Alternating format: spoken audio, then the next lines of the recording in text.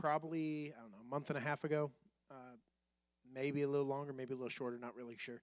I have a separate account that like I put money in off and on throughout the year for Christmas because I have 7 kids. So you can imagine, like, if you celebrate Christmas and you do gifts for your kids, you almost have to take out a loan in order to do Christmas.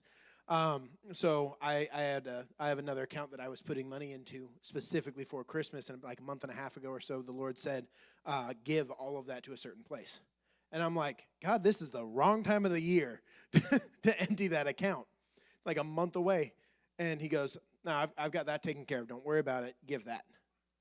And I was like, all right. And it's one of those things where when you know that you hear the Lord, you don't argue very long. You might try to get your opinion in a little bit, but you're ultimately going to do what he said.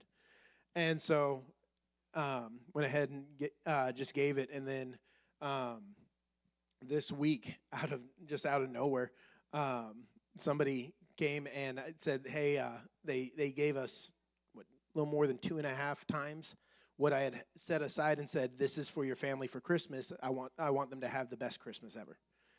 And so that's just one of those things like God takes care of his promises. We just have to be obedient and trust him. And in our own strength, that can be hard at times, but we have to realize that he works outside that box. And when what he promises, what he says, will come to pass. You have to have an expectancy, right? And when I did that, it's like I'm so grateful that the Lord over the last 6-7 years has really like worked with us on walking out faith in him financially to come through, because he does. Like when we move, when we do all these different things, like he every single time he'll be like, all right, go ahead and do this, and it's like, God, there are no funds for that, but okay, you said to do it, I'm going to obey.